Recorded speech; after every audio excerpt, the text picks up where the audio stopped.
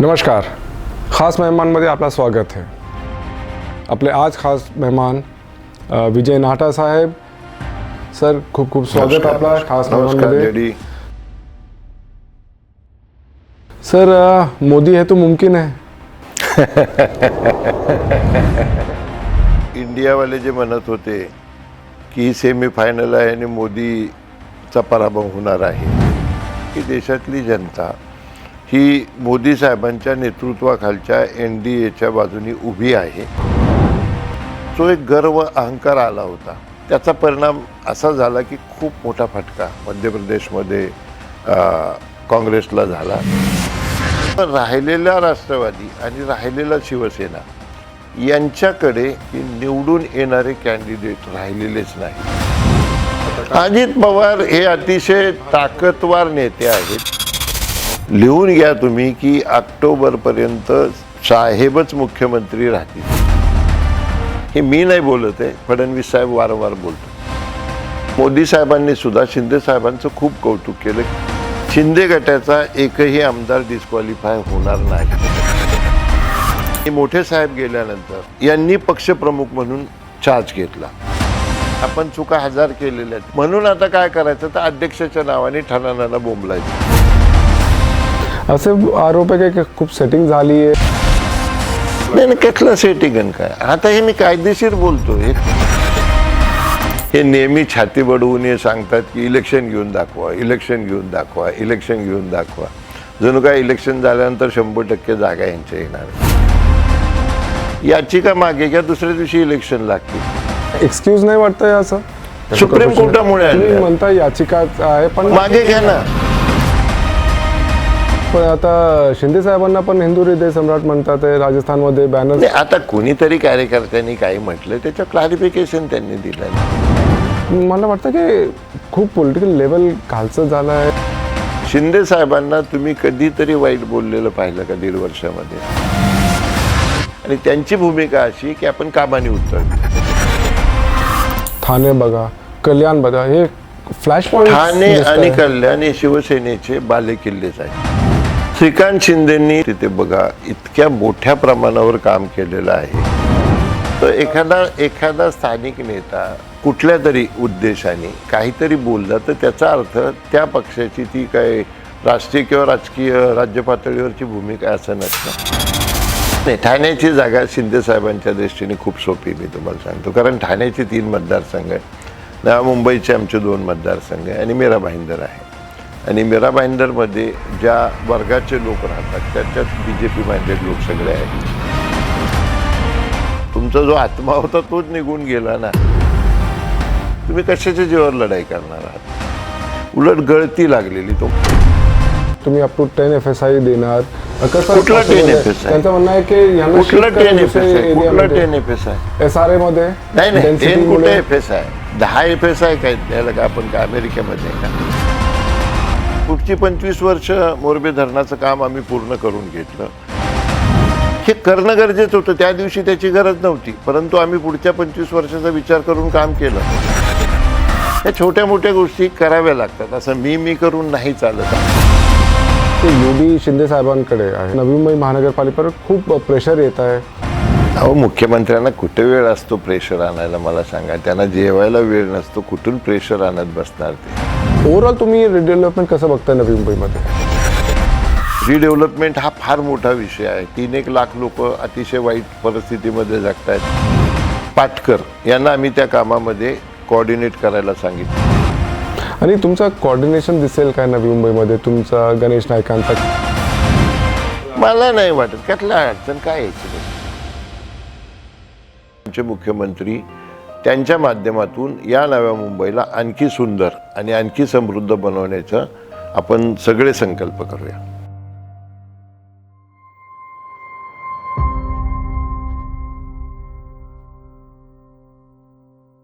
नमस्कार. खास मेहमानमध्ये आपलं स्वागत आहे. नुकताच विभिन्न राज्यांमध्ये निवडणूक पार पडला आहे. मध्य प्रदेश, छत्तीसगड आणि राजस्थानमध्ये BJPने बाजी मारली आणि खूप मोठी बाजी मारली आहे. हे सेमीफायनल्स होते. नेक्स्ट इयर सेमीफायनलचं फायनल होणार आहे. लोकसभाचे निवडणूक आहे आणि महाराष्ट्रामध्ये असेंब्ली इलेक्शन्स पण आहे. काय परिणाम होणार महाराष्ट्रावर? आणि अनेक मुद्दे आहे नवी मुंबईचे, ठाण्याचे. आपण विचारूया आपले आज खास मेहमान विजय नाहटा साहेब, जे शिवसेनाचे उपनेता आहे, एन्व्हायरमेंट अथॉरिटीचे चेअरमॅन आणि मुंबई झोपडपट्टी सुधार समितीचे पण चेअरमॅन विजय नाहटा साहब. सर खूप खूप स्वागत आपला खास मेहमानमध्ये. सर मोदी है तो मुमकिन है. कसं बघता तुम्ही या परिणामावर? मला वाटतं हे परिणाम देशाच्या राजकारणावर, विशेषतः 2024च्या लोकसभेच्या निवडणुकीवर परिणाम करणारे आहेत आणि मोठ्या प्रमाणावर परिणाम करणारे आहेत. आणि हे सगळे इंडियावाले जे म्हणत होते की ही सेमीफायनल आहे आणि मोदीचा पराभव होणार आहे, तर आता सेमीफायनलमध्ये जिंकले आणि त्याच्यामुळे फायनलचा जो मार्ग आहे तो खूप सोपा झालेला आहे.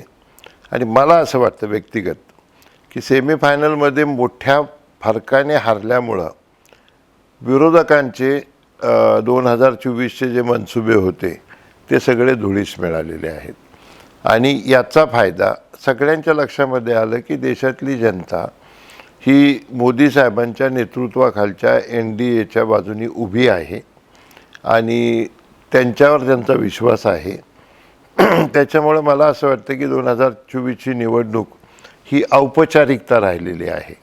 आणि मागच्या वेळी NDAला जेवढ्या सीट्स मिळाल्या होत्या त्याच्यापेक्षा कितीतरी जास्त सीट्स त्याला मिळतील असं माझं मत आहे.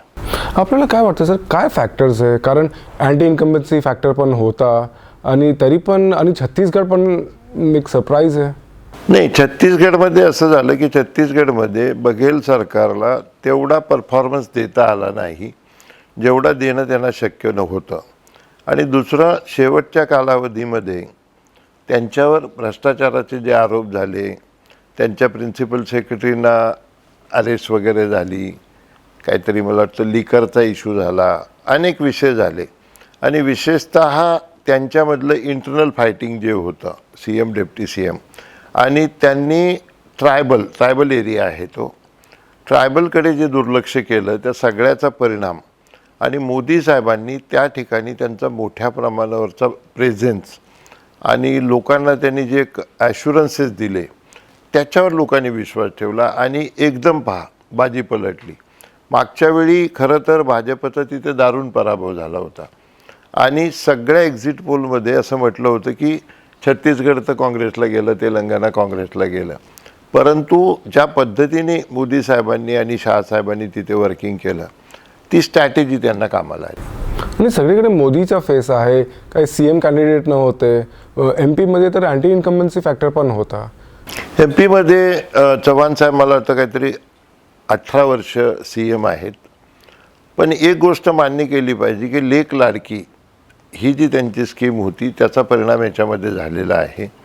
आणि त्या ठिकाणी तुम्ही पाहिलं असेल की जे खासदार होते, म्हणजे BJPने यावेळी कुठल्याही प्रकारची रिस्क न घेता जे करणं आवश्यक आहे ते सगळं केलं. तुम्ही आज पाहिलं असेल की 10-11 खासदारांना जे निवडून आले त्यांना राजीनामे खासदारकीचे द्यायला लावले आणि एकही सीट अनअटेंडेड ठेवलं नाही. ॲज अगेन्स्ट दॅट काँग्रेसला, जसं मध्य प्रदेशमध्ये विषय तुम्ही काढला, कमलनाथना समाजवादी पक्षाने काहीतरी 6-7 जागा मागितल्या होत्या. न देणं हा त्यांचा विषय होता. परंतु ज्या पद्धतीने त्यांनी अखिलेशला आणि पर्यायाने समाजवादी पार्टीला अपमानित केलं, अखिलेश कौन आहे आणि ये वो, किंवा त्यांना ज्या सूचना करण्यात आलेल्या होत्या की या पद्धतीने केलं तर बरं होईल कर्नाटकच्या धर्तीवर, तर नाही उसकी कोई जरूरत नाही, म्हणजे जो एक गर्व अहंकार आला होता. आणि नाही म्हटलं तरी तिथे इंटरनल फॅक्शन काँग्रेसमध्ये आहेतच. त्याचा परिणाम असा झाला की खूप मोठा फटका मध्य प्रदेशमध्ये काँग्रेसला झाला. आणि मला असं वाटतं की लोकसभेमध्ये सगळ्या जागा मध्य प्रदेशच्या, मागच्या वेळी एक गेली होती, यावेळी सगळ्या जागा NDAला जातील. आपल्याला काय वाटतं, कारण आपले अलायन्स पार्टनर आहे ते इलेक्शन मॅनेज करण्यामध्ये खूप सक्षम आहे? कोण? मोदी साहेब. मॅनेजमेंट ॲक्च्युली कसं आहे की 365 दिवस 24/7 इलेक्शनची मॅनेजमेंट करणं, प्रत्येक स्टेटची परिस्थिती, तिथले नेते, आपले रिसोर्सेस, योजना त्यानंतर 50 सिस्टीम, कार्यकर्त्यांचा रिव्ह्यू घेणं, या सगळ्या गोष्टी किंवा सरकारच्या योजना जिथं आपलं गव्हर्नमेंट आहे किंवा सेंट्रल गव्हर्नमेंटच्या या प्रत्येक घरापर्यंत पोहोचवणं, हे सगळं काम अतिशय सायंटिफिक आणि ऑर्गनाईज पद्धतीने आणि राऊंड द क्लॉक केलं असल्यामुळे त्याचं जे मेहनत करेल, राजकारणामध्ये एक सूत्र आहे, तुम्ही जेवढी मेहनत कराल तेवढं तुम्हाला त्याचं फळ मिळेल. मला असं वाटतं की त्यांनी केलेल्या मेहनतीचं हे फळ आहे. आता महाराष्ट्रावर बघूया, 48 जागा आहे लोकसभामध्ये. आपल्याला काय वाटतं इकडे काय आहे? हे पहा, मागच्या वेळी महाराष्ट्रामध्ये BJP सेनेला 48 पैकी फक्त 4 जागा शरद पवार साहेबांच्या राष्ट्रवादी काँग्रेसला आणि 1 जागा काँग्रेसला गेली होती. 43 जागा आल्या होत्या. यावेळी आता अजित पवार साहेब 44 आमदारांना घेऊन बाहेर गेलेले आहेत किंवा त्यांचं म्हणणं आहे की आमचंच राष्ट्रवादी आहे. शिवसेना आमचीच आहे, आमच्याकडे जवळजवळ सगळे आमदार, एक थोडेसे 10-12 सोडले तर सगळे आलेले आहेत. 19 पैकी 13 खासदार शिंदे साहेबांच्या बरोबर आलेले आहे. त्यामुळं राहिलेला राष्ट्रवादी आणि राहिलेला शिवसेना यांच्याकडे माझं मत असं आहे की निवडून येणारे कॅन्डिडेट राहिलेलेच नाहीत. त्यामुळं जसं राजस्थानमध्ये, मध्य प्रदेशमध्ये, उत्तर प्रदेशमध्ये घडलं तसंच पूर्ण पोल लोकसभेला महाराष्ट्राचा स्वीप होईल आणि अपवादाने एखादा खासदार शरद पवार साहेबांचा किंवा उद्धव साहेबांचा येईल असं मला व्यक्तिगत वाटतं. कारण लोकसभेला निवडून येण्यासाठी एक तर उमेदवाराची ती इमेज पाहिजे, उमेदवार नोंद पाहिजे आणि निवडून येण्यासाठी जी यंत्रणा लागते आणि सगळ्याच प्रकारचे रिसोर्सेस लागतात, हे शिल्लक राहिलेले नाहीत. तुम्ही जे प्रमुख नेते पाहिले तर त्या प्रमुख नेत्यापैकी कुणीही निवडून येण्याची ज्याची कॅपॅसिटी पाहिजे किंवा ज्याला इलेक्ट्रल मेरिट आपण म्हणतो त्यांच्याकडे राहिलेलं नाही. तुम्ही चेहरा ॲनालाइज करत गेला तर तुमच्या लक्षात येईल की इट इज व्हेरी डिफिकल्ट. आणि आपण काही जरी म्हटलं तरी मागच्या वेळी किंवा 14ला आम्ही भाजपबरोबर युती केली होती आणि मोदी साहेबांचा फॅक्टर 14ला तर लाट होती आणि 19ला कामाच्या अनुषंगाने त्यांची जी इमेज तयार आहे त्याचा फार मोठा फायदा शिवसेनेला झाला होता, शिवसेनेचा त्यांना झालाच होता. त्यामुळं यावेळी महाराष्ट्रातला पोल लोकसभेचा हा स्वीप होईल. 100% लोक NDAचे निवडून येतील असं मला वाटतं.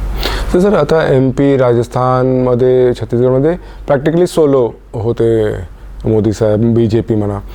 महाराष्ट्रामध्ये अलायन्स आहे, शिवसेना आहे आणि आता NCPचं पण अजित पवार गट आहे.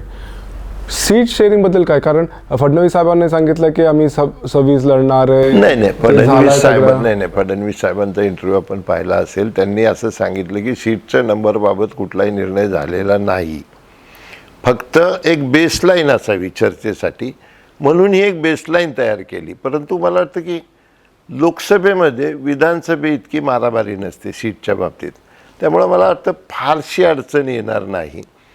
आणि सुदैवानं भाजपची पॉकेट वेगळीत, शिंदेसाहेबांच्या आमच्या शिवसेनेची पॉकेट वेगळीत आणि अजितदादांची पॉकेट वेगळीत. त्यामुळे 2-3 ठिकाणी मला असं वाटतं वाद होईल किंवा थोडंसं मागणी जास्त, आग्रह जास्त राहील. बाकी ठिकाणी मला नाही वाटत. पण आपल्याला काय वाटतं, कारण आता अजित पवारचा कॅम्प पण आहे, तुमचा पण आहे आणि हे 26-22 असा फॉर्म्युला तुम्हाला वाटतं बरोबर? नाही, आता कसं आहे, मी काय एवढा मोठा नेता नाही किंवा मी पॉलिसी ठरवत नाही, त्यामुळे त्याच्यावर कॉमेंट करणं डिफिकल्ट आहे. पण मी एक तुम्हाला सांगतो की ही जी सीट शेअरिंग आहे ही चर्चा फार तर जेव्हा वेळ येईल त्या 2 किंवा 3 दिवसामध्ये संपलेली असेल. तुम्ही म्हणता की वेगळे वेगळे पॉकेट्स आहे, पण आता अगर सध्या ठाणे बघा, कल्याण बघा, हे फ्लॅश पॉईंट. ठाणे आणि कल्याण हे शिवसेनेचे बालेकिल्लेच आहेत, लक्षात घ्या तुम्ही. आणि त्याच्यामुळं तिथे शिवसेनेचे कॅन्डिडेट 100% निवडून येतील, त्याच्यामध्ये माझ्या मनामध्ये कुठलीही शंका नाही आहे. पण BJPचा पण इंटरेस्ट आहे. नाही, कसं होतं, एखादा स्थानिक नेता कुठल्या तरी उद्देशाने काहीतरी बोलला तर त्याचा अर्थ त्या पक्षाची ती काय राष्ट्रीय किंवा राजकीय राज्य पातळीवरची भूमिका असं नसतं. त्याच्याकडे थोडंसं दुर्लक्ष करणं किंवा इग्नोर करणं आणि त्या ट्रॅपमध्ये न येणं हे गरजेचं असतं. हे चालू राहतं, लक्षात घ्या तुम्ही. सगळ्याच पक्षाचे लोक थोडं बहुत हे बोलत राहतात किंवा बऱ्याच वेळा जेव्हा तुम्ही कार्यकर्त्यांचे मेळावे घेता तेव्हा कार्यकर्त्यांना एनकरेज करण्यासाठी तुम्हाला काही गोष्टी मोठ्या मोठ्या बोलाव्याच लागतात, ही वस्तुस्थिती. त्यामुळे छोटं मोठं बोलत राहतात. पण ते मीटिंग चालते खूप ठाणे कल्याणमध्ये, कारण श्रीकांत शिंदे पण आहे तिकडे. श्रीकांत शिंदेंनी तुम्ही कधीतरी जाऊन तिथे बघा, इतक्या मोठ्या प्रमाणावर काम केलेलं आहे. मला स्वतःला असं वाटतं, आणि ज्या पद्धतीने काम केलेलं आहे, एक आयडियल ज्याला रोल मॉडेल म्हणतो अशा प्रकारचा लोकसभेमध्ये त्यांनी काम केलेलं असल्यामुळं, आणि प्रचंड निधी त्यांनी तिथे वापरला आहे, आणि सगळं जे जे गरजेचं होतं केलेलं असल्यामुळं, आणि पूर्ण यंत्रणा अतिशय चांगल्या पद्धतीने एकदम आयडियल उभी केलेली असल्यामुळं मी तर असं म्हणेन की त्यांना प्रचाराची सुद्धा गरज नाही. ठाणे लोकसभा म्हटलं की जे सध्याचे खासदार आहे ते रेकॉर्ड मार्जिनमध्ये जिंकून आले, आणि तुम्ही पण होते तेव्हा. सध्या तुम्हाला काय वाटतं की नाही, ठाण्याची जागा शिंदे साहेबांच्या दृष्टीने खूप सोपी, मी तुम्हाला सांगतो. कारण ठाण्याचे 3 मतदारसंघ आहे, मुंबईचे आमचे 2 मतदारसंघ आहे, आणि मीरा भाईंदर आहे. आणि मीरा भाईंदरमध्ये ज्या वर्गाचे लोक राहतात त्याच्यात BJP माइंडेड लोक सगळे आहेत, मोस्ट ऑफ द. त्यामुळे मला ठाण्याची जागा हा केक वॉक आहे असं माझं म्हणणं, कुणी काही म्हणो. आणि मी तुम्हाला मागा म्हटलं तसं लोकसभेला जी यंत्रणा, कार्यकर्ते आणि रिसोर्सेस लागतात ते आता राहिलेले नाहीत त्यांच्याकडे, आणि ते 2 महिन्यामध्ये तुम्ही क्रिएटही नाही करू शकत. उलट गळती लागलेली तुम्हाला काही काळामध्ये दिसेल की जे लोक आहेत त्याच्यातले किमान 50-60% लोक हे आमच्या सेनेमध्ये आलेले असतील. मला आठवण येते की आधी जे इलेक्शन झाले होते तर तुम्ही फिगर्स दिले होते रेकॉर्ड मार्जिनचे. तर तुम्हाला काय वाटतं की आता सध्या, कारण हे बघा, त्यावेळी निवडून आले ना ठाण्याला, त्यावेळी BJP त्यांच्याबरोबर होती, मोदींचा करिश्मा होता, मोदींची लाट होती, सेना पूर्ण बरोबर होती, आम्ही सगळे त्याच्यामध्ये होतो. त्यामुळं तो विजय मिळाला. लक्षात आलं का? आता ह्या सगळ्याच गोष्टी निघून गेल्या ना, तुमचा जो आत्मा होता तोच निघून गेला ना, तुम्ही कशाच्या जीवावर लढाई करणार आहात? तुम्हाला काय वाटतं, कोण कॅन्डिडेट होऊ शकता तिकडे आता? हा निर्णय, परत मी तुम्हाला सांगितलं ना की हे मोठे मोठे निर्णय हे वरिष्ठ पातळीवर होतात, त्याच्यामुळे मी त्याच्यावर काही कॉमेंट करणं म्हणजे ते छोटे. ओव्हरऑल पब्लिक इमेज नाही, पब्लिक परसेप्शन. हां, पब्लिक इमेज चांगली असणं गरजेचं आहे लोकसभेला, कारण 6 मतदारसंघ असतात. आणि कसं होतं की पब्लिक इमेज नसेल तर तो एकच मुद्दा विरोधकांसाठी उपयोगी पडतो. एखाद्याची जर बदनामी एखाद्या विषयामध्ये झालेली असेल, इमेज खराब झालेली असेल, त्याची पब्लिसिटी झालेली असेल, कोर्ट कचऱ्या झालेल्या असतील, किंवा काही एखादा मोठा फ्रॉड झालेला असेल, कुणी जेलमध्ये गेलेलं असेल, तर मला असं वाटतं की ते थोडंसं अडचणीचं होतं. पब्लिक इमेज फार महत्त्वाची आहे, आणि तुमच्यावर एकदा डाग लागल्यानंतर तुम्ही कितीही दाखवून दिलं की मी त्यातलं नाही, परंतु जनतेमध्ये त्या गोष्टी त्यांच्या डोक्यामध्ये घुसलेल्या असतात. त्यामुळं लोकसभेला सुद्धा, विधानसभेला सुद्धा पब्लिक इमेज चांगली असणं, लोकांच्या मनामध्ये खरोखर इमेज चांगलं असणं फार गरजेचं आहे. तुमची इमेज खराब झाली असेल, तुमचं काही सोशल मीडियावर किंवा तुमच्या त्या TV वर, चॅनेलवर सगळं तुमची बदनामी झाली असेल, तर ती पुसून काढणं इट इज इम्पॉसिबल. ते फॅक्टर असणार आहे, असतो ना, हा असतो, जनरल फॅक्टर आहे तो. सर, ओव्हरऑल आपण परिणामचं बघताय, ग्रामपंचायतचे पण इलेक्शन झाले होते, आणि ते तुम्ही कसं बघताय मग? हे बघा, हे नेहमी छाती बडवून हे सांगतात की इलेक्शन घेऊन दाखवा, इलेक्शन घेऊन दाखवा, इलेक्शन घेऊन दाखवा. जणू काय इलेक्शन झाल्यानंतर 100% जागा यांच्या येणार आहेत.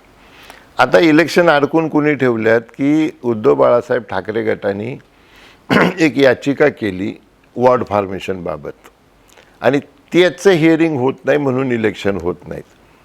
त्यांना आमचे शिरसट कुणीतरी आमचे प्रवक्ते म्हटले की तुम्ही याचिका, नाही, शेलार साहेब बोलले, याचिका मागे घ्या, दुसऱ्या दिवशी इलेक्शन लागतील. ते याचिका मागे घेत नाही, कारण त्यांना माहिती पराभव निश्चित आहे. दुसरं इलेक्शन घ्या म्हटले, 2300 काहीतरी, मला वाटतं 2300 जागी इलेक्शन झाल्या ग्रामपंचायतीच्या. ठाकरे गटाला फक्त 105-10 जागा मिळाल्या, म्हणजे मला असं वाटतं 5%-6% जागा मिळाल्या. पवार गटाला एक 7-8% जागा मिळाल्या. म्हणजे ते जे म्हणतात ना इलेक्शन घ्या, म्हणजे हात दाखवून अवलक्षण करण्याचं त्यांची का भूमिका आहे मला कळत नाही. आणि तुम्ही पाहिलं की मुंबईमध्ये सुद्धा आत्तापर्यंत जे नगरसेवक होते आमचे सेनेचे पूर्वीच्या, त्यातले 41-42 नगरसेवक शिंदेसाहेबांच्या आमच्या सेनेमध्ये आलेले आहेत. येणाऱ्या काळामध्ये जशा निवडणुका जवळ येतील त्यातला मोठा गट, मोठे नगरसंख्या ही शिंदेसाहेबांकडे आलेली तुम्हाला दिसेल. आणि महाराष्ट्रामध्ये तुम्ही पाहिलं असेल की शिंदेसाहेब मुख्यमंत्री झाल्यापासून आणि पक्ष आमचे नेते झाल्यापासून महाराष्ट्रामधले लाखो लोकांनी, लाखो म्हणतो मी, एक्झॅगरेशन नाही करत, हे शिंदेसाहेबांच्या नेतृत्वाखालची जी खरी शिवसेना आहे त्याच्यामध्ये आलेले आहेत.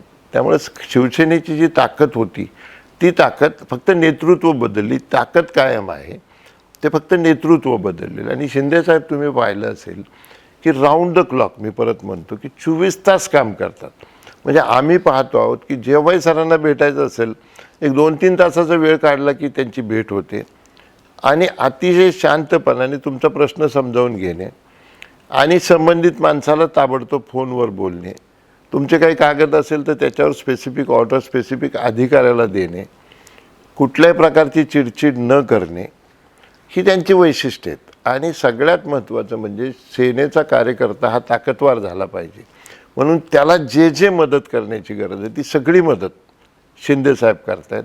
त्यामुळे शिवसैनिकांमध्ये एक चांगला नेता जो कार्यकर्त्यांची काळजी घेतो, कार्यकर्त्यांना हिडीसफिडीस करत नाही, कार्यकर्त्यांना टाळत नाही, असा नेता मिळालेला असल्यामुळे सगळा ओघ हा शिंदेसाहेबांच्या आमच्या सेनेकडे लागलेला आहे. त्याचा फार मोठा फायदा हा NDAलाही होईल आणि शिवसेनेलाही होईल. सर इतकं कॉन्फिडन्स आहे, ग्रासरूट लेवलचा सपोर्ट आहे, मग हे इलेक्शन्स तुम्ही का नाही करत? सुप्रीम कोर्टामुळे तुम्ही म्हणता याचिका आहे, पण मागे घ्या ना, जी याचिका ठाकरे गटाच्या कुणीतरी केलेली आहे त्यांनी याचिका उद्या मागे घेतली ना तर सुप्रीम कोर्टात ताबडतोब इलेक्शन लागतील ना. याचिका मागे घेत नाहीत ना. आम्ही ती याचिका मागे एक्सक्यूज नाही वाटतंय असं? नाही, आम्ही मागे नाही घेऊ शकत ना. याचिका आम्ही केली असती तर तुम्ही आमच्यावर आक्षेप घेऊ शकता. याचिका त्यांनी केलेली त्यांनी मागे घेतली तर दुसऱ्या दिवशी इलेक्शन लागतील ना. दुर्दैवाने काय झालं, त्या याचिकेची सुनावणी जानेवारीत आहे, त्याचा निर्णय होईपर्यंत आचारसंहिता लागलेली असेल. आचारसंहिता संपल्यानंतर पावसाळा सुरू होईल, पावसाळा संपत आला की आचारसंहिता विधानसभेची लागेल. त्यामुळं मला प्रायमा फेसी मी जी माहिती राज्य निवडणूक आयोगाकडून घेतली इन्फॉर्मली, मला असं वाटतं की 1 वर्ष महापालिका किंवा स्थानिक स्वराज्य संस्थांच्या महाराष्ट्रात निवडणुका होणं प्रथम दर्शनी अवघड दिसत आहे. तुम्हाला सूट करताय? नाही, सूट करण्यात नाही. सुदैवाने काय झालं की आम्ही नव्या मुंबईमध्ये काम करतो. नव्या मुंबईमधल्या सगळ्या लोकांची कामं असतात एक तर कॉर्पोरेशनमध्ये किंवा सिडकोमध्ये. मी त्या भागामध्ये 10-15 वर्ष काम केलेलं असल्यामुळं पक्षाचं, आणि अधिकारी म्हणूनही मी 7-8 वर्ष काम केलेलं असल्यामुळं आमची सगळी कामं म्हणजे आमचा स्ट्राईक रेट कामाचा आम्ही सहज जेव्हा आढावा घेतो की आपण काय काय सांगितलं, काय काय झालं, तर 80-85% कामं आमच्या लोकांची ही महापालिका, सिडको किंवा पोलीस विभागाकडे आहेत, ती होतात. आणि त्यासाठी हेलपाटे फार मारावे लागत नाही, फोनवर कामं होतात. आणि सगळे अधिकारी सुदैवाने एक तर आमच्याबरोबर किंवा हाताखाली काम केलेले आहेत आणि शक्यतो त्यांना अडचण होणार नाही अशीच कामं आम्ही त्यांना सांगत असल्यामुळं आमची कामं व्यवस्थित होतात. त्यामुळे आमच्यावर तसा काही परिणाम झालेला नाही. सर तुमचं काम होत आहे पण इलेक्टेड रिप्रेझेंटेटिव्ह नाही असणं गरजेचं आहे ना. लोकशाहीमध्ये इलेक्टेड रिप्रेझेंटेटिव्ह असणं गरजेचं आहे. पण एका यांच्या याचिकेमुळं, पिटिशनमुळं सगळं अडकून पडलेलं आहे महाराष्ट्रामध्ये. मग तो OBCचा इश्यू असो, वॉर्ड फॉर्मेशनचा इश्यू असो किंवा अन्य छोटे मोठे इश्यू असो, ते जोपर्यंत सुप्रीम कोर्ट त्याच्यावर व्हर्डिक्ट देत नाही तोपर्यंत आम्ही काहीच नाही करू शकत. पण आता असं म्हणणं आहे की ॲडमिनिस्ट्रेशनवर काय लगाम नाही आहे, काय कंट्रोल नाही आहे, बॉडी नाही आहे, इलेक्टेड बॉडी, त्याच्यामुळे काम नाही होतात लोक. तुमचे काम होतात पण आता गणेश नाईक पण खूप वेळा म्हणतात की ॲडमिनिस्ट्रेशन काम बरोबर नाही करत आहे. माझा अनुभव मी सांगितला. आता ज्याचं त्याचं परसेप्शन आहे.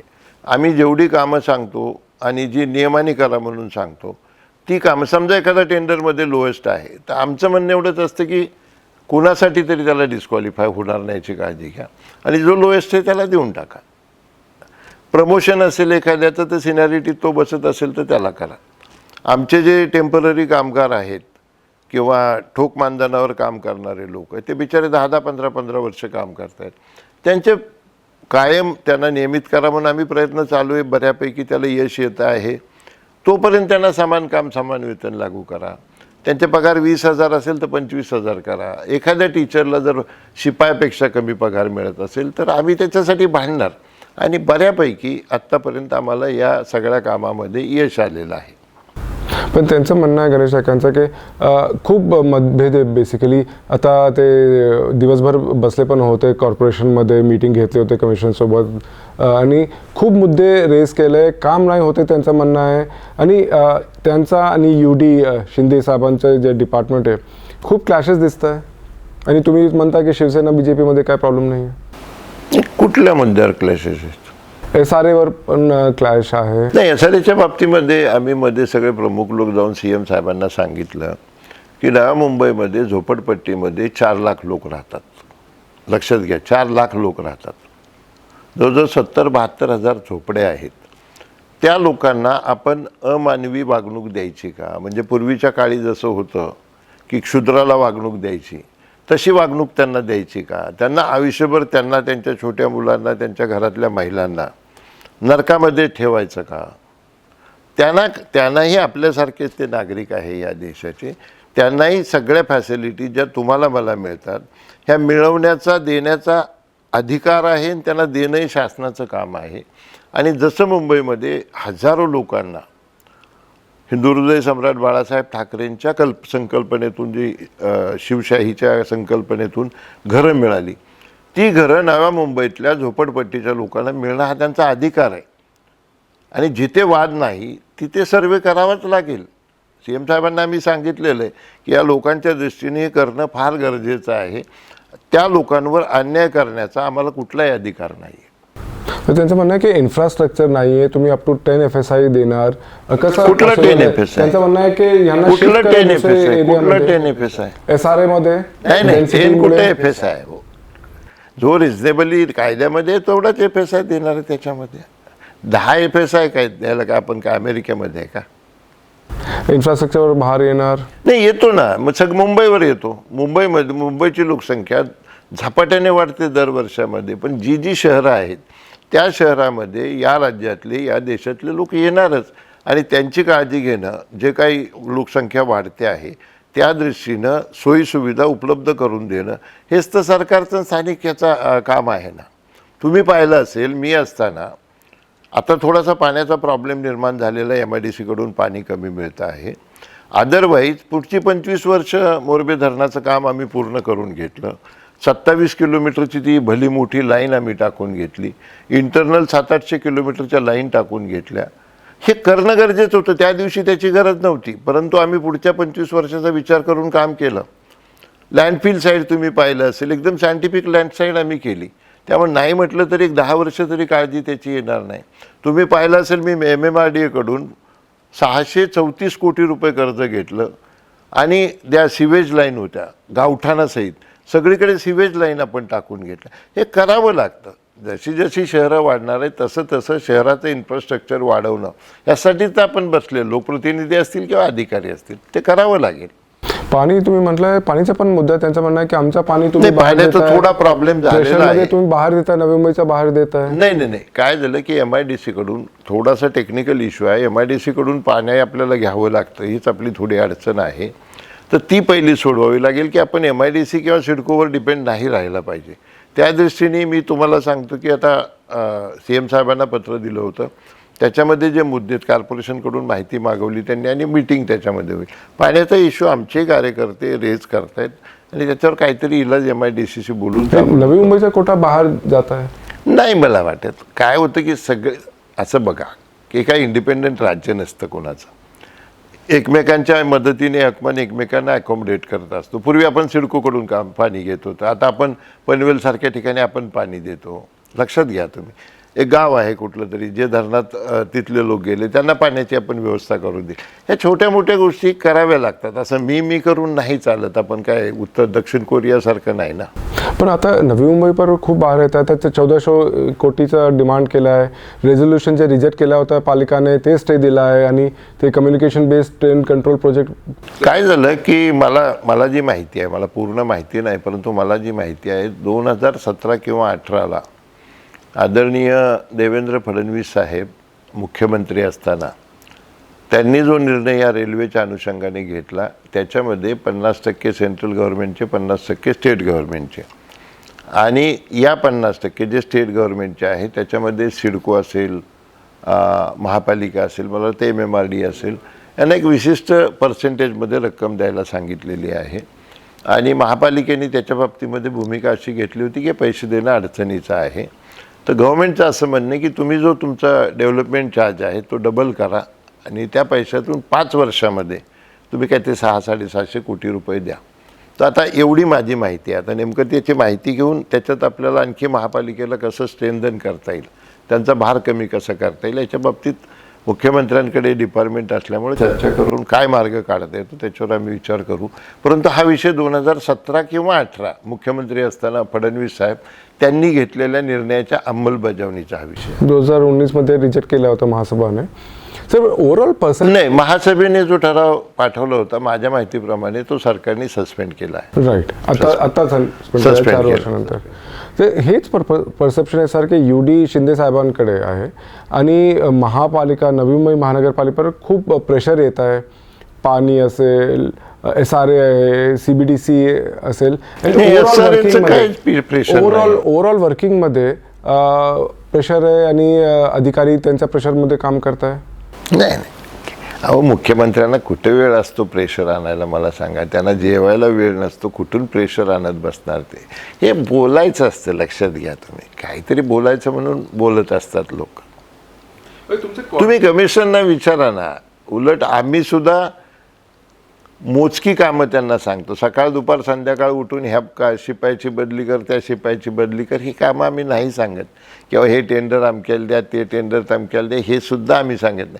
जिथे आम्हाला असं वाटतं की याच्यामध्ये जेन्युइन आहे, एखाद्या माणसावर अन्याय होऊ नये याची काळजी घेण्यासाठी आम्ही त्यांना सांगतो. आम्ही उठसूट ते महापालिकेमध्ये, आम्ही काय महापालिकेचे कर्मचारी नाही 24 तास तिथे त्यांना सांगत बसायला. त्यामुळे प्रेशर वगैरे आम्ही कुठल्याही प्रकारचा आणत नाही. कार्यकर्ते येतात, त्या कामाची आम्ही छाननी करतो. जे होण्यासारखे खरोखर त्यांच्यावर आपल्याला वाटतं की याच्यात विलंब होतो, त्या बाबतीत आम्ही अधिकाऱ्यांना सांगतो. अधिकारी दुसरा फोनही करायला लावत नाही, तेच फोन करून सांगतात साहेब ते अमुक अमुक सांगितलं होतं ते झालं म्हणून. त्यामुळे आम्ही प्रेशर न करता वाजवी पद्धतीने काम करून घेतो. त्यामुळे आमची काही तक्रार नाही कॉर्पोरेशनबद्दल. तर तुम्ही पण म्युन्सिपल कमिशनर होते नवी मुंबई महानगरपालिकेचे, तेव्हा पण गणेश नाईक मंत्री होते. आता ते जुना इतिहास झाला. आता कसं आहे, आम्ही ब्युरोक्रॅटपेक्षा मी आता एक राजकारणी, एका विशिष्ट पक्षाचा उपनेता आहे. नव्या मुंबईमधलं मी राजकीय काम बघतो आहे. त्याच्यामुळं कोण काय बोललं हे महत्त्वाचं नाही. माझ्या कार्यकर्त्यांवर अन्याय होणार नाही, माझ्या पक्षाची वाढ कशी होईल हे बघणं माझं काम आहे. कोण काय बोलतं काय नाही त्याच्यात वेळ घालवण्यापेक्षा सुदैवाने मुख्यमंत्री आपले आहेत, जे काही चांगलं करता येईल ना मुंबईसाठी. जसं आता मी तुम्हाला सांगतो, साहेबांना आम्ही जे पत्र दिलं त्याच्यामध्ये मी त्यांना म्हटलं की जमिनी फ्री होल्ड करा, शहरामध्ये पार्किंगचा प्रॉब्लेम आहे, पब्लिक पार्किंग चालू करा. रिडेव्हलपमेंट हा फार मोठा विषय आहे. 3-1 लाख लोक अतिशय वाईट परिस्थितीमध्ये जगत आहेत. त्याला इकडेच हेलपाटे मार, तिकडे हेलपाटे मार, C1 करून घे, 1 विंडो सिस्टीम त्याच्यासाठी करा. हजारो 10-15 हजार सिडको आणि महापालिकेमधले मजूर 15-20 वर्षापासून टेम्पररी म्हणून काम करतायत, त्यांना कायम करा. असे विषय आम्ही आता घेतलेले आहेत. किंवा SRA करून ह्या 4 लाख गरीब लोकांना SRAची स्कीम राबवून करा, त्यांना मदत करा. हे 4-5 विषय मुख्यमंत्र्यांनी सगळा अहवाल आता महापालिका आयुक्तांकडून फॅक्च्युअल जे काय आहे ते मागवलं. ते झाल्यानंतर याच्या मागे आम्ही लागू. सर रिडेव्हलपमेंट तुम्ही म्हणाले की खूप मोठा आता एक इश्यू आहे आणि त्याच्यामध्ये पण खूप पॉलिटिक्स चालू आहे. ओव्हरऑल तुम्ही रिडेव्हलपमेंट कसं बघताय नवी मुंबईमध्ये? हे बघा, मी त्याच्याकडे मानवतेच्या दृष्टिकोनातून बघतो. ज्या ज्या बिल्डिंग मोडकळीस आलेल्या आहेत त्यातल्या बऱ्याचशा बिल्डिंगमध्ये आम्ही बऱ्याच वेळा वेगवेगळ्या निमित्ताने गेलेलो आहे आणि त्याची अवस्था इतकी वाईट आहे की आपण 10 मिनिटसुद्धा तिथे थांबू शकत नाही. म्हणून आमचे एक सहकारी आणि आमचे संपर्क प्रमुख पाटकर यांना आम्ही त्या कामामध्ये कोऑर्डिनेट करायला सांगितलेलं. आणि तुम्ही पाहिलं असेल की त्यांनी जवळजवळ 20-25 ठिकाणी खूप मेहनत करून मागची 10-15 वर्ष आता ते अंतिम स्तरावर आणले. काही ठिकाणी तर ऑलरेडी बांधकामं सुरू झालेली आहेत. आणि त्यांना आम्ही सांगितलेलं की प्रायोरिटीनी जिथे जिथे लोकांचा जीव टांगणीला लागलेला आहे तिथल्या खाली करून घेऊन तिथली कामं पहिल्यांदा चालू करा. आणि सुदैवानं रिडेव्हलपमेंटमध्ये सिडकोमधले विषय असतील किंवा महापालिकेमधले विषय असतील हे आम्ही अतिशय प्राधान्याने घेतो, पाठपुरावा करतो, आग्रही राहतो आणि मग CC असेल, OC असेल, जे काय असेल ते देण्याबाबत मात्र आम्ही खूप आग्रही असतो. आणि माझं असं मत आहे की तो विषय आपण लवकरात लवकर जितकं, म्हणूनच वन विंडो सिस्टीम आली तर फटाफट कामं होतील आणि लोकांना जो धोका निर्माण झाला किंवा चांगली घरं मिळत नाही त्याच्यावर इलाज होईल. कालच मी तुम्हाला सांगतो, काल त्या शिवशक्ती सोसायटीचं भूमिपूजन केलं. 6 महिन्यामध्ये बिल्डिंग पाडली, पण त्याची काय म्हणता तुम्ही ते C2 पण केलं, CC पण घेतली, तिकडचे ते सिडकोचे पैसे भरले. आम्ही, आमचा कार्यकर्ता होता म्हणून आम्ही त्याला ताकद दिली आणि चांगलं काम तो करतोय. कालच ते केलं. बरोबर सर, पण तुम्ही म्हणता जसं वन विंडो सिस्टमसाठी काय करताय तुम्ही? वन विंडो सिस्टीममध्ये हे जे सगळ्या ऑर्गनायझेशन आहेत त्या ऑर्गनायझेशनमधले अधिकारी जर बसले, त्या तिथे बसले आणि सगळ्या परवानग्या एक विशिष्ट कालावधी, बाबा ही परवानगी 7 दिवसामध्ये, ही परवानगी 10 दिवसामध्ये, ही परवानगी 48, हे देण्याची जर पद्धत सुरू झाली तर ह्या लोकांना जे हेलपाटे मारावे लागतात ते मारावे लागतात. तुम्ही मुख्यमंत्र्यांशी ह्याच्या नेहमी बोलतो आम्ही, कारण आमचे हे 4-5च प्रश्न आहे, लक्षात घ्या. बाकी तर जे विषय होते तुम्ही पाहिलं, मी कमिशनर असताना सोडवून टाकलेले आहेत. सगळ्या 50-50 शाळा आपण पाडून नवीन शाळा बांधल्या, सगळ्या तलावाचं ब्युटिफिकेशन आपण केलं, आपण ठाणे बेलापूर केला, ठाणे बेलापूरचे फ्लायओव्हर केले, 3 मोठी हॉस्पिटल बांधून टाकली. कमिशनर कसं आहे की महापालिकेमध्ये कमिशनर हा अल्टिमेट असतो. कमिशनर जे ठरवतो तेच होतं. आणि त्यावेळी आम्ही शहराला काय काय पाहिजे, लोकांना काय काय पाहिजे हे लोकांनी आम्हाला सांगण्यापूर्वी किंवा लोकप्रतिनिधींनी आम्हाला सांगण्यापूर्वी फिरून सगळा अंदाज घेतला होता. आणि तुम्ही पाहिलं असेल की सगळं केलं जे जे गरजेचं. आता हे जे 4-5 प्रश्न राहिले ते जे मला त्यावेळी करता आले नाही, त्या प्रश्नाचा पाठपुरावा आम्ही करतो. आपल्याला काय वाटतं की ॲज अ ब्युरोक्रॅट तुम्ही खूप केलं आहे नवी मुंबईमध्ये, आता पॉलिटिकल एंटिटी आहे तुम्ही, काय मुद्दे तुम्हाला वाटतं की मेन मुद्दे आता बाकी? मी तुम्हाला सांगितलं ना मगाच की प्रकल्पग्रस्तांचा पण मुद्दा आहे. प्रकल्पग्रस्तांचा सांगतो ना मी तुम्हाला, रिडेव्हलपमेंटला सिंगल विस्टू सिस्टीम करा. सिडकोच्या ज्या लेसी आहेत सगळ्या जमिनी त्या सगळ्या फ्री होल्ड करा. पब्लिक पार्किंग महापालिका किंवा सिडको ज्यांना कोणाला शक्य आहे किंवा MMRDA ताबडतोब पब्लिक पार्किंग मोठ्या प्रमाणावर करा. प्रकल्पग्रस्तांसाठी जो निर्णय घेतलेला आहे तिथे त्यांची घरं रेग्युलराईज करण्याचा, त्याच्यामध्ये अजून थोडीशी जागृती करण्याची गरज आहे. कारण काही हजारामध्येच अर्ज आलेले, त्याचे निर्णय ताबडतोब घ्या. ते जे कामगारांचे प्रश्न आहेत किंवा कर्मचाऱ्यांचे प्रश्न ह्याचा एकदाच तुम्ही निर्णय घेऊन टाका. असे जे 5-6 विषय राहिलेले आहेत त्या विषयाचं आम्ही तेवढीच पत्र आम्ही CMना सांगितलं. आम्ही सांगितलं की एवढ्यासाठी तुम्ही मीटिंग घ्या. सर तुम्ही हे सगळं म्हणताय, खूप प्लॅन्स आहे, पण पॉलिटिकल रिअली असे पण आहे की तुमचा डिस्क्वालिफिकेशनचा मुद्दा पण आहे.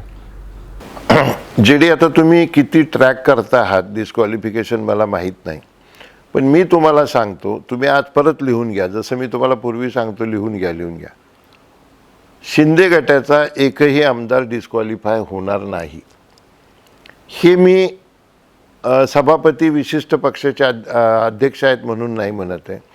मागच्या 1 महिन्यापासून जे हिअरिंग चालू आहे आणि त्या हिअरिंगमध्ये जे कायदेशीर मुद्दे उपस्थित झालेले आहेत ते मुद्दे तुम्ही जर विचारात घेतलं की तुमची किंवा कुठलाही लहान मुलगाही सांगेल की यांना डिस्क्वालिफाय करणं शक्य नाही. बेसिकली शिवसेनेची जी पूर्वी घटनाच नव्हती, मग इलेक्शन कमिशननी सांगितलं की तुम्ही घटना तयार करा, नाही तर तुम्हाला आम्ही सिम्बॉल देणार नाही, नाव देणार नाही. 99 साली एक घटना तयार केली शिवसेनेने, त्याच्यामध्ये शिवसेना प्रमुख म्हणून पद होतं आणि बाकीची काही पदं होती. ती घटना मान्य झाली, 99ची घटना रिकग्नाईज झाली इलेक्शन कमिशन ऑफ इंडियामध्ये. कारण त्यांचा तो अधिकार आहे की सिम्बॉल कुठलं द्यायचं, नाव कुठलं द्यायचं वगैरे वगैरे, आणि इलेक्शनच्या वेळी काय त्याची ज्या काय फॉर्मॅलिटीज त्या करायच्या. त्यानंतर दुर्दैवाने 2012ला 12-13ला उद्धव साहेब मध्ये एकदा कार्याध्यक्ष म्हणून त्यांची नेमणूक झाली आणि मोठे साहेब गेल्यानंतर यांनी पक्षप्रमुख म्हणून चार्ज घेतला आणि 2018 साली निवडणुका घेऊन घटनेमध्ये दुरुस्त्या केल्या. त्या दुरुस्त्या इलेक्शन कमिशन ऑफ इंडियाला सबमिट केल्या आणि त्या माझ्या माहितीप्रमाणे फेब्रुवारी 2022ला इलेक्शन कमिशननी सांगितलं की या लोकशाहीच्या धोरणाशी सुसंगत नाहीत, म्हणून हे आम्ही रिजेक्ट करतो. म्हणजे 2018 साली केलेल्या दुरुस्त्या या फेकून दिल्या त्यांनी. आणि त्यांनी काय म्हटलं की 99ची जी घटना आहे तीच आज शिवसेनेची घटना आहे, म्हणजे त्या शिवसेनेची घटना आहे. आणि ती घटना सुप्रीम कोर्टालाही त्यांनी सांगितलं की 99ची घटना रिकग्नाइज आहे, आम्ही ॲप्रूव्ड आहे. आता जे व्हीप दिला होता, हा व्हीप दिला होता पक्षप्रमुख म्हणून. 99च्या घटनेमध्ये पक्षप्रमुख हे पदच नाही, शिवसेना प्रमुख पद आहे. यांनी ज्यावेळी 18ला दुरुस्त्या केल्या त्या दुरुस्त्या दुर्दैवाने लोकशाहीच्या तत्वाशी सुसंगत नव्हत्या. म्हणजे समजा काही नेते निवडले जातील, काही नेते पक्षप्रमुख अपॉइंट करतील, काही उपनेते निवडले जातील, काही उपनेते पक्षप्रमुख अपॉइंट करतील. तर असं नाही चालत, तुमच्या मनाप्रमाणे नाही लोकशाहीमध्ये करता येत. म्हणून त्या रिजेक्ट करून टाकल्या त्यांनी. आणि हे सुप्रीम कोर्टाचं जजमेंट येण्यापूर्वीच ते झालेलं. आता काय झालं की सभापतींना इलेक्शन कमिशन ऑफ इंडियाने सांगितलं की 99ची घटना ही तुम्हाला वापरावी लागेल. आणि सुप्रीम कोर्टाने अध्यक्षांना असं सांगितलं की इलेक्शन कमिशन ऑफ इंडियाकडून तुम्ही ती कुठली घटना आहे ती घ्या आणि ती वापरा. आता त्या घटनेमध्ये 99च्या घटनेमध्ये पक्षप्रमुख पद नाही, म्हणून पक्षप्रमुखांच्या आदेशावरून काय त्यांचं नाव, त्यांनी जो व्हीप काढला प्रभूसाहेबांनी, त्या व्हीपला काही अर्थच राहत नाही ना. समजा मी उद्या कमिशनर म्हणून काही ऑर्डर काढली तर त्याची किंमतच नाही ना, कारण कायद्यामध्ये मला आधारच नाही. म्हणजे सँक्शनिंग ऑथॉरिटी जी असते ती सँक्शनिंग ऑथॉरिटी तुमच्याकडे नाही. त्यामुळं तो जो व्हीप काढलेला आहे तो व्हीप काढण्याचा अधिकारच नव्हता त्यांना. त्यामुळं तो नल अँड वाईड ज्याला आपण म्हणतो किंवा ॲब इनिशिओ वाईड असं ज्याला म्हणतो, तो व्हीपच ॲब इनिशिओ वाईड आहे असं मला वाटतं. म्हणजे मी कायद्याचा पदवीधर आहे किंवा थोडासा माझा इंटरेस्ट आहे त्याच्यामुळं, म्हणून मला असं वाटतं की ॲब इनिशिओ वाईड असल्यामुळं कुणाला डिस्क्वालिफाय करणं शक्य नाही. आणि इन ॲडिशन टू दॅट मला असं वाटतं की ज्या पद्धतीने व्हीप काढला, समजा आपण थोडं गृहीत धरलं, आणि ज्या पद्धतीने तो सर्व करावा लागतो, सर्व्हिस करावी लागते, CPC असेल, CRPC असेल, याच्यामध्ये कुठलीही नोटीस, कुठलंही समन्स, कुठलंही वॉरंट कुठल्या भाषेत असावं, कुणाच्या सहीने असावं आणि त्याची सर्व्हिस कशी करावी याची एक सेट प्रोसिजर आहे. ती प्रोसिजरच फॉलो केली नाही. ज्या आमदारांच्या सह्या दाखवलेल्या त्या आमदार म्हणतात ॲफिडेविट केली त्यांनी की आमच्या सह्याच नाहीत. किंवा ज्या माणसांनी तो व्हीप सर्क्युलेट करायला पाहिजे होता किंवा संबंधितांना डिलिव्हर करायला पाहिजे होतं त्यांनी तो केलेलाच नाही. म्हणजे खूप स्ट्रिक्ट पद्धत आहे ती व्हीपच्या बाबतीमध्ये, ती यांनी फॉलोच केली नाही. घाईगडबडीत हडबड याच्यामध्ये हे सुरतला गेले, अमुक झाले, गडबडीत ते केलं. हा दुसरा मुद्दा, त्यामुळं ते टिकणार नाही. आणि तिसरा मुद्दा त्याच्यामध्ये असा आहे की हा व्हीप हा जनरली पार्लमेंट चालू आहे, विधानसभा चालू आहे, आणि मग हजर राहू नका, विश्वासदर्शक ठरावाच्या बाजूने मतदान करा, विरुद्ध आमक्या बिलावर असं मतदान करा, याच्यासाठी काढला जातो. मी कुठेतरी माझ्या घरी बैठक बोलवायची म्हणून व्हीप काढला तर तो व्हीप म्हणून ट्रीट होणार नाही. असे 3 अतिशय सबस्टॅन्शियल कायदेशीर मुद्दे आहेत. आणि या तिन्ही मुद्द्यामध्ये यांची तक्रार ही टिकणारच नाही. त्यामुळे एकही मनुष्य डिस्क्वालिफाय होणार नाही, हे तुम्ही लिहून घ्या. तर आपल्याला वाटतं की टेक्निकल ग्राउंड्स आहे तुमच्याकडे? टेक्निकल आणि legal, not only technical, it is legal also. तुम्ही आता याच्यातला अभ्यास केला असेल, मला सांगा, मी सांगतो याच्यामध्ये काय चूक आहे. बरोबर आहे. ते तुम्ही पक्षप्रमुख हे पद आज नाहीच आहे. ते जे पक्षप्रमुख म्हणतात ती घटना मान्यच झालेली नाही. तुम्ही सबमिट केली पण ती रिजेक्ट झाली ना. म्हणजे मी रिव्हॉल्वरसाठी अर्ज करायचा आणि मी रिव्हॉल्वर घेऊन टाकायचं आणि मग नंतर त्यांनी ते माझा अर्ज रिजेक्ट करायचा, अशी ही परिस्थिती झाली. पोलीस कमिशनरकडे मी नुसता अर्ज करून मला रिव्हॉल्वर घेण्याचा अधिकार नाही पोचत. जोपर्यंत ते त्याच्यावर निर्णय घेत नाहीत तोपर्यंत मला रिव्हॉल्वर नाही घेता येत. सर तुम्हाला वाटतं की हे आता जे पॉलिटिक्स चाललं आहे दोन्ही, नाही, हे त्यांच्या लक्षात आलंय. आता प्रभू साहेबांची साक्ष झाल्यानंतर त्याच्या लक्षामध्ये आलं की आपण हरणारच आहे, आपण चुका 1000 केलेल्या आहेत, त्याचे परिणाम आपल्याला भोगावे. म्हणून आता काय करायचं तर अध्यक्षाच्या नावाने ठाणानाना बोंबलायचं. अध्यक्षाचंच हे घेतलं पाहिजे, अध्यक्षाचंच कोचिंग अध्यक्षाला दिलं पाहिजे, अध्यक्षाला शिकवावं लागेल. म्हणजे ही मोघम जी भाषा आहे ज्याचा काहीच उपयोग होत नाही, ती भाषा वापरायला सुरुवात झाली. असे आरोप आहे की खूप सेटिंग झाली आहे आणि आश्वासन होता की तुम्ही या आणि डिस्क्वालिफाय नाही होणार, असे पण आरोप. नाही नाही, कसलं सेटिंग आणि काय? आता हे मी कायदेशीर बोलतो, हे काय सेटिंग बिटिंग? हे बघा, ते काहीतरी मीडियासाठी बोलायचं ही मला तरी नाही पटत. जे आपल्या बुद्धीला योग्य वाटतं किंवा जे आपल्याला बोलणं अलाउड आहे तेवढंच बोलावं असं मला वाटतं. मी काय ते मोघम काहीतरी बोलायचं, कोणाला शिवीगाळ करायची, कोणावर टीका करायची किंवा मॅनेजमेंट झाली वगैरे, ते आय डोंट वॉन्ट. तर नार्वेकर साहेब स्पीकर आहे, तटस्थ राहायचं त्यांची भूमिका आहे, पण असं पण आरोप लागतात ते BJPचे होते. मी तुम्हाला सांगितलं ना, मी मगाच तुम्हाला असं म्हटलं की ते विशिष्ट पक्षाचे आहेत, हा विषय जरा बाजूला ठेवा.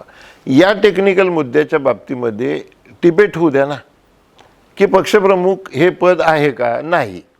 तुम्ही सर्व्हिस प्रॉपर केली का? नाही. मग आता ह्याच्या पलीकडे काय? तुम्हाला अधिकार नसेल तर तुम्ही ते पत्र जे काढलं ते कचऱ्याच्या पेटीतच जाणार ना. सर, पक्षप्रमुख नाही पण हिंदू हृदय सम्राट बाळासाहेबांना, ते बाळासाहेब ठाकरे होते तेव्हा त्यांचं पद होतं ना. पण आता शिंदे साहेबांना पण हिंदू हृदय सम्राट म्हणतात आहे. राजस्थानमध्ये बॅनर. आता कोणीतरी कार्यकर्त्यांनी काही म्हटलं त्याचं क्लॅरिफिकेशन त्यांनी दिलं ना. सर, ओव्हरऑल हे जे चाललं आहे, तुम्हाला वाटतं की खूप पॉलिटिकल लेवल खालचं झालं आहे, जे आरोप प्रत्यारोप होत आहे? नाही, सुरुवात कोण करतं बघा. तुम्ही शिंदे साहेबांना तुम्ही कधीतरी वाईट बोललेलं पाहिलं का 1.5 वर्षामध्ये? त्यांच्यावर एवढी टीका होते, एवढं खोटे आरोप होतात, अतिशय वाईट भाषेमध्ये बोललं जातं, पण त्यांनी कधीही बॅलन्स सोडलेला मला दाखवा, एकदाही नाही. आता समोरचे आपल्यावर चिखल टाकतात म्हणून आपण त्यांच्यावर चिखल नाही टाकला पाहिजे, आणि त्यांची भूमिका अशी की आपण कामाने उत्तर देऊ. आणि तुम्ही पाहिलं की शासन आपल्या दारी, ह्यांनी काही म्हणू, 1,85,00,000 इंडिव्हिज्युअल लोकांना लाभ झालेला आहे, तितक्या फॅमिलीजला लाभ झालेला आहे. म्हणजे एका फॅमिलीत 3 माणसं आपण धरले तर 5-6 कोटी लोकांना लाभ झालेला आहे. आणि तुम्ही म्हणायचं ते म्हणजे टाईमपास आहे. आता तुम्ही काहीच केअर करायचं नाही. मला तुम्ही सांगा, जेव्हा हे शिंदे साहेबांच्या किंवा सरकारच्या नावाने ओरडतात तेव्हा यांनी केलेलं एक छोटंसं काम मला दाखवा. एक शाळा बांधलेली दाखवा, एक सूतगिरणी काढलेली दाखवा, एक साखर गिरणी काढलेली दाखवा, एक पतसंस्था काढलेली दाखवा, एक कॉलेज काढलेलं दाखवा. काहीच नाही करायचं. आपण काहीच करायचं नाही आणि जे करतात त्यांच्या नावाने बोंबलायचं. हे आता जनतेला कळतं. तुम्ही 3 राज्यामध्ये बघितलं ना, त्याच्याहीपेक्षा वाईट परिस्थिती या सगळ्यांची या लोकसभेमध्ये आणि विधानसभेमध्ये होती. सर, अजित पवार फॅक्शनचा तुम्हाला कसं वाटतं आता? अजित पवार हे अतिशय ताकदवार नेते आहेत. ते पण तुमच्या अलायन्स मध्ये आता एक काहीच नाही ना. कालच तुम्ही ऐकलं असेल इंटरव्ह्यू, दादांनी सांगितलं की बाहेर काही बोंबलतात त्याच्याकडे दुर्लक्ष करा, आम्ही तिघे एकत्र आहोत आणि चांगल्या पद्धतीने काम करतो. बीडलाही त्यांनी सांगितलं, परळीला का बीडला. आणि त्यांना कामाचा नाद आहे, लक्षात घ्या. आणि दुसरं विचार करा, 53 पैकी 43 आमदार त्यांच्याकडे येतात. म्हणजे त्यांची ताकद किती असेल किंवा त्यांची पॉप्युलॅरिटी किती असेल किंवा त्यांच्या कामाचा धडाका किती असेल. अशा माणसाचे ॲडिशन होणं हे केव्हाही फायद्याचं आहे ना. पण त्यांचा ॲटिट्यूडचा पण आहे, अजिबात नाही. ते मीटिंग्स घेतात. अहो, तो जमाना झाला. ती जी चर्चा झाली ना, तो होऊन जमाना झाला. आता कुठं 6 महिन्यात एक चर्चा, म्हणजे आल्यापासून पहिल्या 15 दिवसात झाला असेल. आता कोण काय बोलत आहे? ते अंडरस्टँडिंग झाली आता कुणाची? CM DCM. अंडरस्टँडिंग काय? एका गव्हर्नमेंटमध्ये काम करायचं तर तुम्हाला असंच करावं लागेल ना, एकजिन्सीपणा दाखवावंच लागेल तुम्हाला. आणि फडणवीस साहेबांसोबत कारण आता पण त्यांना नेक्स्ट CMचा नारे लागतात. मी तुम्हाला एक सांगतो, हे खालचे कार्यकर्ते जे आहेत ते त्यांच्या बुद्धीप्रमाणे बोलतात. लिहून घ्या तुम्ही की ऑक्टोबरपर्यंत साहेबच मुख्यमंत्री राहतील. याच्याबद्दल ही पूर्ण टर्म हे मुख्यमंत्री राहतील याच्यामध्ये मनामध्ये 0.1% सुद्धा शंका आणू नका. हे मी नाही बोलत आहे, फडणवीस साहेब वारंवार बोलतात. आणि त्याच्याही पुढचं ते बोलतात की निवडणुका शिंदे साहेबांच्या नेतृत्वाखालीच होतील. आता आणखी काय पाहिजे? फडणवीस साहेबांशिवाय कोण बोलू शकतं? आणि अमित शहाचा पण हात आहे शिंदे साहेबांचा, खूप घनिष्ठ रिलेशनशिप झाले. काय होतं, त्या मोदी साहेबांनी सुद्धा शिंदे साहेबांचं खूप कौतुक केलं की हा फार कष्ट करणारा मनुष्य आहे, हा महाराष्ट्राच्या जनतेची काळजी करणारा मनुष्य. आणि ती फॅक्ट आहे. मी तुम्हाला सांगतो, साहेबांचे तुम्ही जर कार्यक्रम बघितले, मुख्यमंत्र्यांचे कार्यक्रम आम्ही पूर्वीचेही पाहिलेले आहेत, तुम्हाला दिसेल की रोज हा मनुष्य कुठल्या ना कुठल्या जिल्ह्यामध्ये जातोय, रोज नवीन नवीन गोष्टींना मंजुरी देतोय, नवीन नवीन गोष्टी करतोय. कॅबिनेटमध्ये सगळ्या स्तरातल्या लोकांचे जे अडचणी आहेत त्याच्यावर ताबडतोब इलाज काढतोय.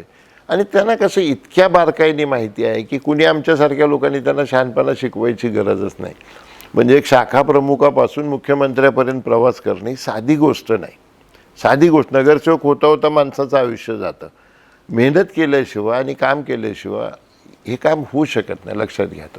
तर आणि लोकसभाचं आपण बोललं की एक final question, assembly इलेक्शनमध्ये Navi Mumbai बघितलं की दोन्ही भाजपाचे त्यावेळी बघू ना कसं होतं की राजकारणामध्ये अनेक गोष्टी घडतात. आता मी तुम्हाला सांगतो, पालघरची जागा पूर्वी भाजपकडे होती, ती शिवसेनेला दिली गेली होती.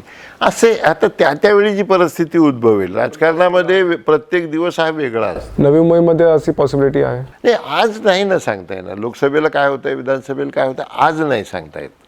आणि तुमचं कोऑर्डिनेशन दिसेल काय नवी मुंबईमध्ये तुमचा गणेश नाईकांचा? कारण आतापर्यंत आम्ही कसं आहे, मी तुम्हाला सांगतो, शिवसेना हा पक्ष आदेशावर चालणारा पक्ष आहे.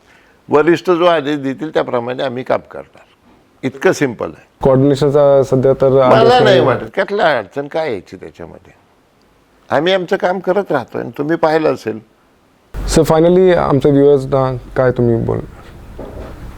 नाही, व्ह्युअर्सचा नव्या मुंबईतल्या विशेषतः तुमच्या व्ह्युअर्सना मी एवढंच म्हणेन की सुदैवाने आपण अतिशय एका चांगल्या शहरामध्ये राहत आहोत, ज्या ठिकाणी आता मोनो आहे, मेट्रो आहे, त्याच्यानंतर विमानतळ येतं आहे, MTHL येतं आहे. शहर हे सिडकोनी आणि महापालिकेने अतिशय टुमदार बनवलेलं आहे. प्रचंड झाडांची संख्या वाढते आहे, चांगले सुंदर डिवायडर आहेत, चांगले चौक आहेत, एज्युकेशन हब आहे, सगळ्याच गोष्टी आहेत. याला आणखी चांगलं करण्यासाठी आमची जबाबदारी ती. आणि सुदैवाने आमचे मुख्यमंत्री, त्यांना कोपरा माहीत आहे, कार्यकर्ता माहिती आहे, अडचणी माहीत आहे. त्यांच्या माध्यमातून या नव्या मुंबईला आणखी सुंदर आणि आणखी समृद्ध बनवण्याचा आपण सगळे संकल्प करूया. Thank you so much sir. Thank you. आपला वेळ दिला. हे होते विजय नाटा साहेब, नेहमीप्रमाणे कॉन्फिडेंट. खास मेहमानमध्ये आता रजा द्या. पुन्हा भेटूया. नमस्कार.